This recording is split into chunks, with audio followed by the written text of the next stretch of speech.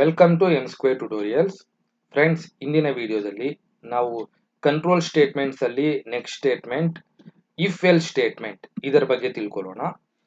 ನೀವು Python programming language ನ ಪೂರ್ತಿಯಾಗಿ ತಿಳ್ಕೋಬೇಕು ಅಂದ್ರೆ ಈ ಪ್ಲೇ ಲಿಸ್ಟ್ ಅಲ್ಲಿ ಬರುವ ಎಲ್ಲಾ ವಿಡಿಯೋಸ್ನ ತಪ್ಪದೇ ವೀಕ್ಷಿಸಿ. ಬನ್ನಿ ಇವಾಗ ನಾವು ವಿಡಿಯೋನ ಸ್ಟಾರ್ಟ್ ಮಾಡೋಣ. ಹಿಂದಿನ ವಿಡಿಯೋದಲ್ಲಿ ನಾವು ಇಫ್ ಸ್ಟೇಟ್ಮೆಂಟ್ ಅಂದ್ರೆ ಏನು, ಅದು ಯಾವ ರೀತಿ ವರ್ಕ್ ಆಗತ್ತೆ ಅಂತ ತಿಳ್ಕೊಂಡಿದ್ವಿ. ಅದರ ನೆಕ್ಸ್ಟ್ ಸ್ಟೇಟ್ಮೆಂಟ್ ಇನ್ನೊಂದು ರೀತಿ ಹೇಳ್ಬೇಕಂದ್ರೆ ಅದರ ನೆಕ್ಸ್ಟ್ ವೇರಿಯಂಟ್, ನೆಕ್ಸ್ಟ್ ವರ್ಷನ್, ಅದು if else statement.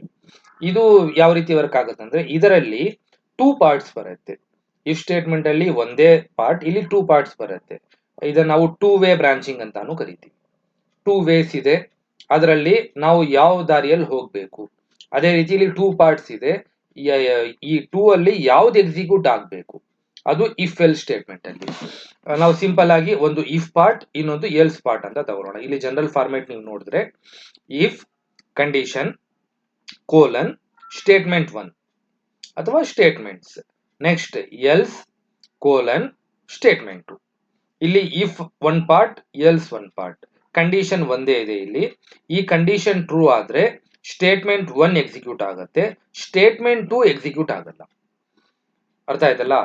Condition true ಆದ್ರೆ ಈ ಇಫ್ ಪಾರ್ಟ್ ಎಕ್ಸಿಕ್ಯೂಟ್ ಆಗುತ್ತೆ, ಎಲ್ಸ್ ಪಾರ್ಟ್ ಎಕ್ಸಿಕ್ಯೂಟ್ ಆಗಲ್ಲ.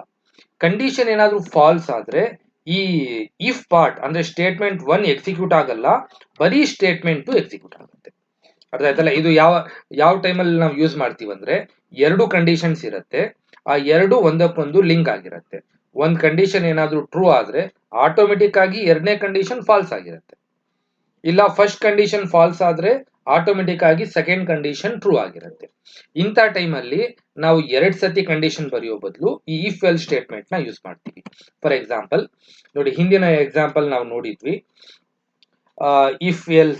ಇಫ್ ಸ್ಟೇಟ್ಮೆಂಟ್ ಯೂಸ್ ಮಾಡಿ ಎರಡು ನಂಬರ್ ಇದೆ, ಅದರಲ್ಲಿ ಲಾರ್ಜೆಸ್ಟ್ ನಂಬರ್ ಯಾವುದು ಅಂತ ಐಡೆಂಟಿಫೈ ಮಾಡಕ್ಕೆ ನಾವೇನ್ ಮಾಡಿದ್ವಿ, ಇಲ್ಲಿ first if A greater than B print. ಇಲ್ಲೂ ಸಹ if A less than B, ಅಂದ್ರೆ ಇಲ್ಲಿ ಮೊದಲು ನಾನು ಎ ಗ್ರೇಟರ್ ದ್ಯಾನ್ ಬಿ ಅಂತ ಕಂಡೀಷನ್ ಬರ್ದಿದ್ದೆ, ಇನ್ನೊಂದ್ಸತಿ ಎ ಲೆಸ್ ದ್ಯಾನ್ ಬಿ ಅಂತ ಕಂಡೀಷನ್ ಬರ್ದಿದ್ದೆ. ನೀವು ಅದು ನೋಡಿದ್ರೇನೆ ಗೊತ್ತಾಗುತ್ತೆ. ಈ ಫಸ್ಟ್ ಕಂಡೀಷನ್ ಟ್ರೂ ಆದ್ರೆ ಆಟೋಮೆಟಿಕ್ ಆಗಿ ಸೆಕೆಂಡ್ ಕಂಡೀಷನ್ ಫಾಲ್ಸ್ ಆಗೋಗುತ್ತೆ. ಅವಾಗ ಎರಡ್ ಸತಿ ಕಂಡೀಷನ್ ಬರೆಯೋ ಬದಲು ನಾವು ಒಂದು ಸಿಂಪಲ್ ಒಂದೇ ಎಕ್ಸಾಂಪಲ್, ಒಂದೇ ಸತಿ ಕಂಡೀಷನ್ ಬರ್ದಿದ್ದೀವಿ. ಬನ್ನಿ ಪ್ರಾಕ್ಟಿಕಲ್ ಆಗಿ ಇದನ್ನ ನಾನು ತೋರಿಸ್ತೀನಿ ನಿಮ್ಗೆ.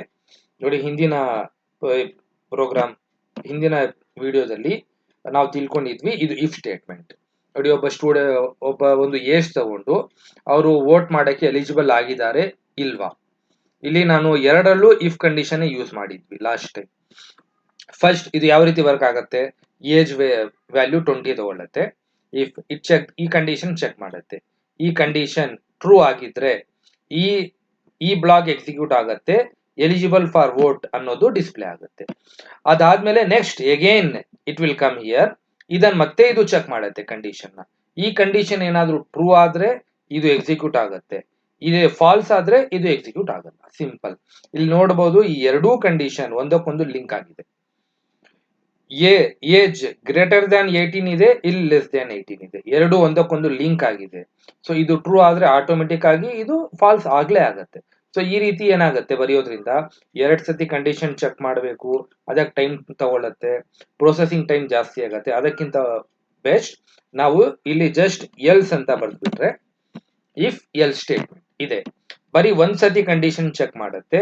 ಇದು ಟ್ರೂ ಆದ್ರೆ ಇದು ಫಸ್ಟ್ ಪಾರ್ಟ್ ಎಕ್ಸಿಕ್ಯೂಟ್ ಮಾಡುತ್ತೆ, ಫಾಲ್ಸ್ ಆದ್ರೆ ಈ ಸೆಕೆಂಡ್ ಪಾರ್ಟ್ ಎಕ್ಸಿಕ್ಯೂಟ್ ಆಗುತ್ತೆ. ಅಂದ್ರೆ ಟ್ರೂ ಆದಾಗ ಫಸ್ಟ್ ಪಾರ್ಟ್ ಎಕ್ಸಿಕ್ಯೂಟ್ ಆಗುತ್ತೆ, ಇದು ಎಲ್ಸ್ ಪಾರ್ಟ್ ಇದು ಎಕ್ಸಿಕ್ಯೂಟ್ ಮಾಡೋದೇ ಇಲ್ಲ, ಅದು ಮುಂದೆ ಹೊರಟೋಗುತ್ತೆ. ಇಲ್ಲ ಕಂಡೀಷನ್ ಫಾಲ್ಸ್ ಆದ್ರೆ ಇಫ್ ಬ್ಲಾಕ್ ಅಲ್ಲಿ ಇರೋ ಸ್ಟೇಟ್ಮೆಂಟ್ ನ ಎಕ್ಸಿಕ್ಯೂಟೇ ಮಾಡಲ್ಲ, ಅದು ಎಲ್ಸ್ ಪಾರ್ಟ್ ಗೆ ಹೊರಟೋಗುತ್ತೆ. ನೋಡಿ, ಇವಾಗ ನಾನು ಇಲ್ಲಿ ಎಲ್ಸ್ ಆದ್ಮೇಲೆ ಒಂದು ಸ್ಟೇಟ್ಮೆಂಟ್ ಬರೀತೀನಿ, ಪ್ರಿಂಟ್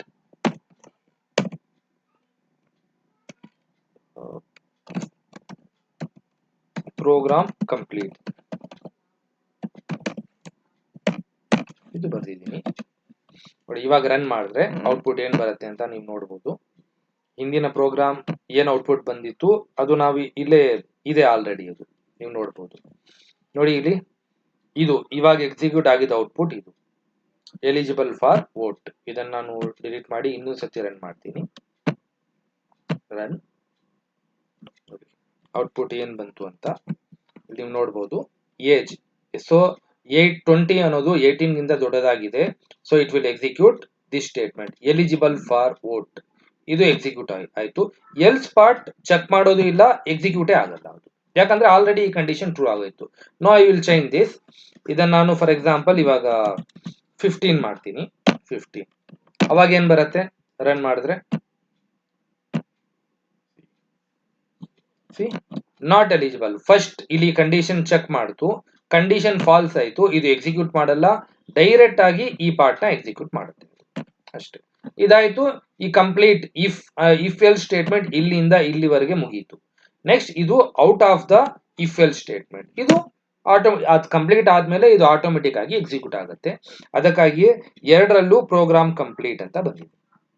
ಅರ್ಥ ಆಯ್ತಲ್ಲ ಫ್ರೆಂಡ್ಸ್, ಇದು ಇಫ್ ಎಲ್ಸ್ ಯಾವ ರೀತಿ ವರ್ಕ್ ಆಗುತ್ತೆ ಅಂತ ಇನ್ನೊಂದ್ಸತಿ ಹೇಳ್ತಾ ಇದ್ದೀನಿ, ರಿವೈಸ್ ಮಾಡ್ತಾ ಇದ್ದೀನಿ. ಇಲ್ಲಿ ಎರಡು ಕಂಡೀಷನ್ಸ್ ಇದ್ದು ಎರಡು ಒಂದಕ್ಕೊಂದು ಲಿಂಕ್ ಇದ್ದಾಗ ನಾವು ಇಫ್ ಎಲ್ ಸ್ಟೇಟ್ಮೆಂಟ್ ನ ಯೂಸ್ ಮಾಡ್ತೀವಿ. ಎಕ್ಸಾಂಪಲ್ ಕೊಟ್ಟೆ ಅಲ್ಲ, ನೀವು ಹೋಗುವಾಗ ಎರಡು ದಾರಿ ಬರುತ್ತೆ, ಎರಡು ದಾರಿಯಲ್ಲಿ ಯಾವ್ದಾದ್ರೂ ಒಂದು ದಾರಿ ನೀವು ಚೂಸ್ ಮಾಡ್ಬೇಕಾಗತ್ತೆ. ನೀವು ಲೆಫ್ಟ್ ಇದೆ, ರೈಟ್ ಇದೆ, ನೀವು ರೈಟ್ ಸೈಡ್ ಹೋದ್ರೆ ಲೆಫ್ಟ್ ಹೋಗಕ್ ಆಗಲ್ಲ, at the same time left ಹೋದ್ರೆ ರೈಟ್ ಹೋಗಕ್ ಆಗಲ್ಲ, ಯಾವ್ದಾದ್ರು ಒಂದು ಮಾತ್ರ ನೀವು ಚೂಸ್ ಮಾಡ್ತೀರಾ. ಅದೇ ರೀತಿ ಇಲ್ಲಿ ಕಂಡೀಷನ್ಸ್ ಟ್ರೂ ಆದ್ರೆ ಒಂದ್ ಪಾರ್ಟ್ ಎಕ್ಸಿಕ್ಯೂಟ್ ಆಗತ್ತೆ, ಇನ್ನೊಂದು ಪಾರ್ಟ್ ಎಕ್ಸಿಕ್ಯೂಟ್ ಆಗಲ್ಲ. ಕಂಡೀಷನ್ ಫಾಲ್ಸ್ ಆದ್ರೆ ಫಸ್ಟ್ ಪಾರ್ಟ್ ಎಕ್ಸಿಕ್ಯೂಟ್ ಆಗಲ್ಲ, ಸೆಕೆಂಡ್ ಪಾರ್ಟ್ ಎಕ್ಸಿಕ್ಯೂಟ್ ಆಗುತ್ತೆ. ಇದು ಇಫ್ ಎಲ್ ಸ್ಟೇಟ್ಮೆಂಟ್. ಇಲ್ಲೂ ಸಹ ನೀವು ಒಂದು ಎಕ್ಸಾಂಪಲ್ ಪ್ರೋಗ್ರಾಮ್ ತಗೊಳ್ಳಿ ಪ್ರಾಕ್ಟೀಸ್ ಮಾಡಕ್ಕೆ. ಸೇಮ್ ನಾನು ಇಫ್ ಅಲ್ಲಿ ಒಂದು ಎಕ್ಸಾಂಪಲ್ ಕೊಟ್ಟಿದ್ದೆ, ಏನಂದ್ರೆ ಯಾವ್ದಾದ್ರು ಒಬ್ಬ ಸ್ಟೂಡೆಂಟ್ ಪರ್ಸೆಂಟೇಜ್ ತಗೊಂಡು ಅವ್ನು ಪಾಸ್ ಆಗಿದ್ದಾನ ಫೈಲ್ ಆಗಿದ್ದಾನ ಅನ್ನೋದನ್ನ ಚೆಕ್ ಮಾಡಿ, ಬರೀ ಇಫ್ ಸ್ಟೇಟ್ಮೆಂಟ್ ಯೂಸ್ ಮಾಡಿ ಅಂತ. ಇವಾಗ ಇದ ಸೇಮ್ ಎಕ್ಸಾಂಪಲ್ ತಗೊಂಡು ನೀವೇನ್ ಮಾಡಿ, ಇವಾಗ ಇಫ್ ಎಲ್ ಸ್ಟೇಟ್ಮೆಂಟ್ ಯೂಸ್ ಮಾಡಿ ಅದನ್ನ ಪ್ರೋಗ್ರಾಮ್ ನ ಬರೀರಿ. ಸೇಮ್, ಓನ್ಲಿ ಒಂದು ಸ್ಮಾಲ್ ಕಂಡೀಷನ್ ಇಲ್ಲಿ ರಿಮೂವ್ ಆಗತ್ತೆ ಅಷ್ಟೇ. ಅರ್ಥ ಆಯ್ತಲ್ಲ? ಅದೇ ರೀತಿ ಬೇರೆ ನಿಮ್ಗಿನ್ನ ಎಕ್ಸಾಂಪಲ್ಸ್ ನೀವೇ ಓನ್ ಆಗಿ ತಗೊಂಡು ಪ್ರಾಕ್ಟೀಸ್ ಮಾಡಿ, ನೀವು ನಿಮ್ ಕೈಯಿಂದ ಪ್ರೋಗ್ರಾಮ್ ನ ಬರೆದು ನೀವೇ ಟೈಪ್ ಮಾಡಿ ಎಕ್ಸಿಕ್ಯೂಟ್ ಮಾಡಿದ್ರೇನೆ ನಿಮ್ಗೆ ಇದು ಈಸಿಯಾಗಿ ಅರ್ಥ ಆಗುತ್ತೆ. ಬರೀ ಕೇಳಿದ್ರೆ ಅರ್ಥ ಆಗಲ್ಲ, ನಿಮ್ ಕೈಯಿಂದ ನೀವು ಇದನ್ನ ಎಕ್ಸಿಕ್ಯೂಟ್ ಮಾಡಬೇಕು. ಸೊ ಇದನ್ನ ಎಕ್ಸಿಕ್ಯೂಟ್ ಮಾಡಿ ನೀವು. ಏನಾದ್ರೂ ನಿಮ್ಗೆ ಇದರಲ್ಲಿ ಡೌಟ್ ಇದ್ರೆ ಪ್ಲೀಸ್ ಕಮೆಂಟ್ ಅಲ್ಲಿ ತಿಳಿಸಿ. ಈ ವಿಡಿಯೋ ನಿಮ್ಗೆ ಇಷ್ಟವಾದ್ರೆ ಇದನ್ನ ಲೈಕ್ ಮಾಡಿ ಹಾಗೂ ಇದನ್ನ ಶೇರ್ ಮಾಡಿ. Thank you.